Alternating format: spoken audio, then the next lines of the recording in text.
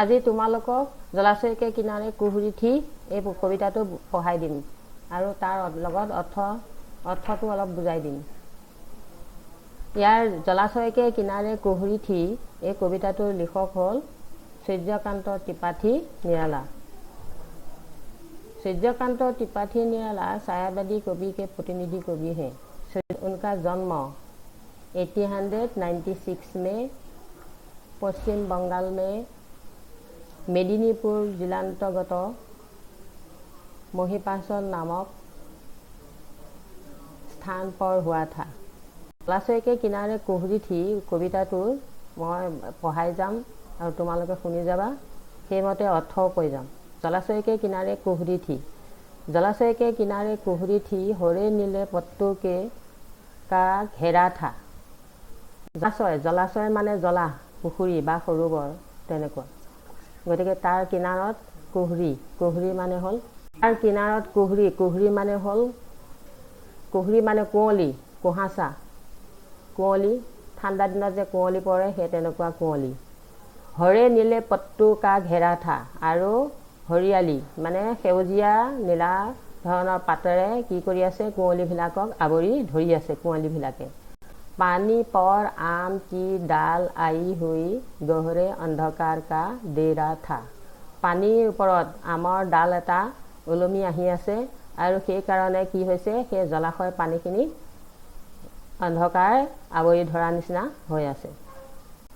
किनारे सुनसान थे जुगनू के किनारे माने जलाशय किनार कानবিলাকৰ চাৰিওফালে কি কৰি আছে सुनसान माने চাৰিওপিনে হেৰি হৈ আছে নিস্তব্ধ নিজান। जुगनू के তাৰমানে जुगनू মানে হল জোনাকী পৰুৱা ধিমিক ধামাককে জ্বলে সেইকাৰণে জোনাকী পৰুৱা।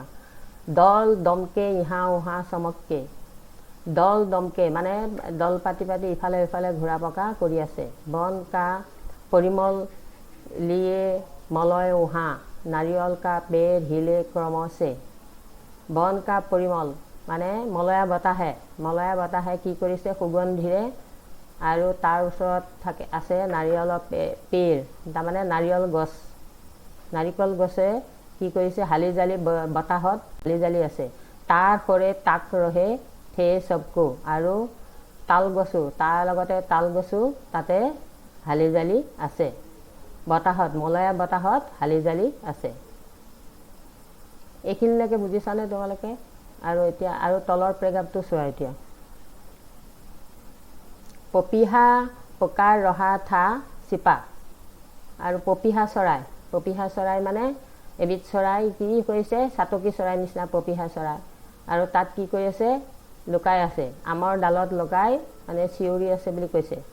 চিপা থা চিয়াৰ বিচৰতে থে আৰামছে আৰু চিয়াৰ মানে শিয়াল সন্ধিয়া সময়ত মানে বেলি হালোৱাৰ সময়ত কি কৰে ইফালে সিফালে কৰি নিজৰ খাদ্য বস্তু বিচাৰি ফুৰিছে। উজালা হো গয়া অল তাৰা চিপ্তা এন্ধাৰ আঁতৰি যেতিয়া ওলাই গ'ল তেতিয়া তৰাবিলাকো কি হৈ গ'ল লুকাই গ'ল।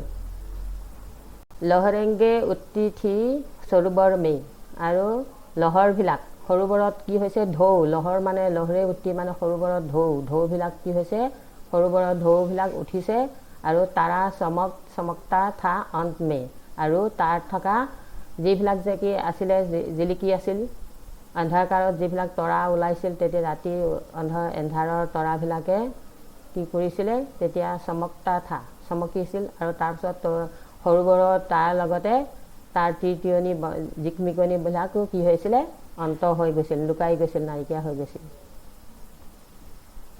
এই কবিতাটো যদি তোমালোকে ভালকৈ বুজিছা তেতিয়াহ'লে তাৰ অৰ্থখিনি আৰু প্ৰশ্ন উত্তৰখিনি চাই দিম বুজাই দিম। এতিয়া पाठ से कविता के ध्यान से पढ़ो और उसमें चित्रित जलाशय के सौंदर्य का वर्णन करो। ইয়াত কি কৰিছে তাত চিত্ৰত যিবিলাক আছে জলাশয়ৰ সৌন্দৰ্য সেইবিলাক বৰ্ণনা কৰিব দিছে কবিতাটো পঢ়ি পেলাই। আৰু দ্বিতীয় सेकेंड प्रश्नটো হ'ল 2 নম্বৰ प्रश्न হ'ল जलाशय के किनारे कुहुरी थी कविता का भावार्थक अपने शब्दों में लिखो। নিজৰ শব্দৰে ভাৱাৰ্থখিনি মূল ভাৱটো লিখিব দিছে। এতিয়া হেল 3 নম্বৰ সংক্ষেপ में उत्तर दो সংক্ষেপৰে उत्तर দিয়া।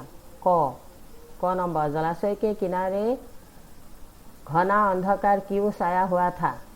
क्योंकि पानी पर आम की डाल आई हुई, इसलिए जलाशय का किनारे घना अंधकार छाया हुआ था।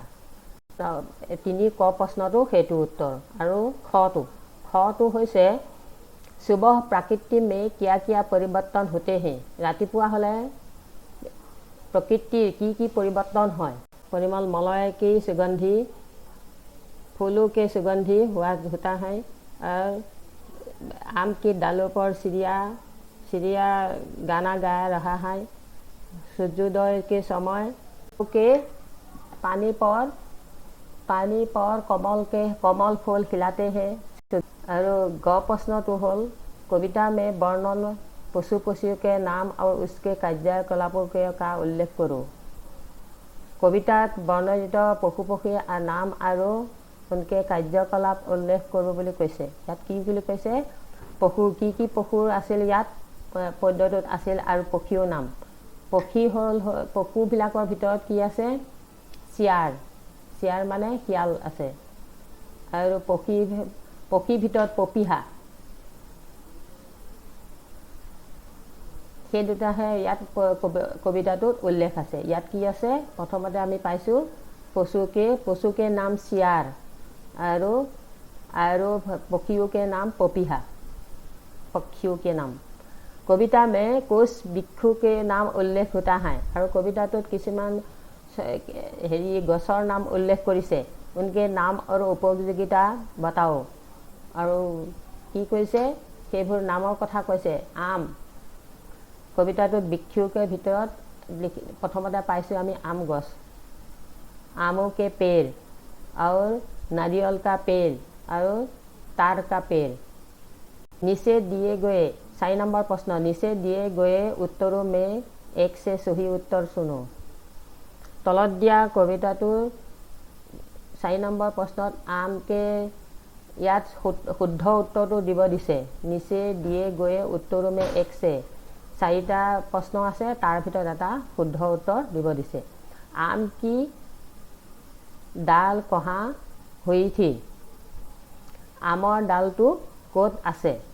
जलाशय के किनारे, पानी पर, नारियल की पेड़ पर, तार के पेड़ पर। এতিয়া আমি পাইছোঁ যে ইয়াত आम की डाल कहाँ माने आम की डाल पानी पर है। आम की डाल आমৰ डालটো ক'ত আছে? পানীৰ ওপৰত ওলমি আছে। এতিয়া আকৌ 4 খটো চোৱা। किसके दल यहाँ वहाँ चमक रहे थे? की दलটোৱে ইফালে সিফালে কি কৰি আছে? চমকি আছে, পোহৰ বিলাই আছে। जुगनू के, पपीहा के, चियार के, कोयल के।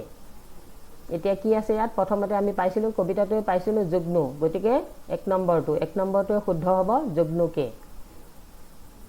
और तार पाছত ग নম্বৰটো হৈছে लहरे कहाँ ओत रही थी। এতিয়া लहरे माने हल ढौ ক'ত আছে? ढौ ক'ত আছে? नदी में, जलाशय में, आकाश में, सागर में। আমি কবিতাটো পাইছোঁ যে नदी कथा পোৱা নাই, उल्लेख পোৱা নাই, গতিকে আমি নদীটো নহ'ব 1 নম্বৰটো। 2 নম্বৰ जलाशय में, आकाश में, आकाशতো কোনো কাৰণতে নহ'ব। और 4 নম্বৰ সাগৰটো আমি পোৱাই নাই বৰ্ণনা, গতিকে জলাশয়ৰ বিষয়ে পাইছোঁ, গতিকে ইয়াত আমি 2 নম্বৰটো শুদ্ধ চিন দিব পাৰোঁ। কি বুলি? जलाशय में। এতিয়া लहरे कहाँ ओत रही थी? जलाशय में। तार पाছত আহিল 5 নম্বৰ প্ৰশ্ন, पूर्ण वाक्य में उत्तर दो। এতিয়া 5 নম্বৰ প্ৰশ্নটো হৈছে पूर्ण वाक्যত সম্পূৰ্ণ বাক্যৰে উত্তৰ দিব দিছে। কুহাসা কহা ছায়া हुआ था। এতিয়া ইয়াত পাইছোঁ কি? কুহাসা কহা ছায়া हुआ था। কুহাসা মানে কুঁৱলীবিলাক ক'ত ছাঁ দি আছিল। জলাশয় के किनारे कोहरी थी। আমি পাইছোঁ কি? পদ্যটো পাইছিলোঁ নহয়, জলাশয় के किनारे कोहरी। এতিয়া আমি ইয়াত লিখিব লাগিব কি? कुहासा कहाँ छाया हुआ था। उत्तरটো লিখিব লাগিব এই বুলি যে कुहासा जलाशय के किनारे छाया हुआ था। कुहासा कहाँ छाया हुआ था? कुहासा जलाशय के किनारे छाया हुआ था। এতিয়া আহিল খ প্ৰশ্নটো, जलाशय में किसकी सुगंधी सुगंध हवा में किसकी सुगंध मिली हुई थी हवा में এতিয়া हवा माने बताहत की सुगंध आमी पाइছো वन का परिमल के सुगंधी हवा में मिली हुई थी এতিয়া हिल ख ग प्रश्नটো पेड़ों के ओट में चिपकर कौन गा रहा था पेड़ों के ओट में तामाने गছত उठी लुकाई कोने गाय आसिल गान पेड़ों के ओट में चिपकर पपीहा गा रहा था पेड़ों के ओट के चिपकर माने गছৰ ওপৰত उठी কোনে গাই আছিল পপীহা মানে সেই পপীহা চৰাইটোৱে গাই আছে এতিয়া আহিল ঘ প্ৰশ্নটো উত্তৰ ঘ প্ৰশ্ন তাৰে কপ চিপ গয়ে এতিয়া তৰাবিলাকে কেতিয়া নাইকিয়া হৈছিল মানে লুকাই গৈছিল চিপ গয়ে মানে নাইকিয়া হৈছিল তাৰে জব উজালা हुई এতিয়া যেতিয়া পোহৰ কি হৈ গল উজালা हो गया तारा छिप गया যেতিয়া এন্ধাৰ আঁতৰি গল তেতিয়া তৰাবিলাক নাইকিয়া হল জব উজালা हो गई যেতিয়া এন্ধাৰ আঁতৰি গল তেতিয়া তৰাবিলাক নাইকিয়া হল আকৌ উঙৰ প্ৰশ্নটো হৈছে কি তাৰা কহা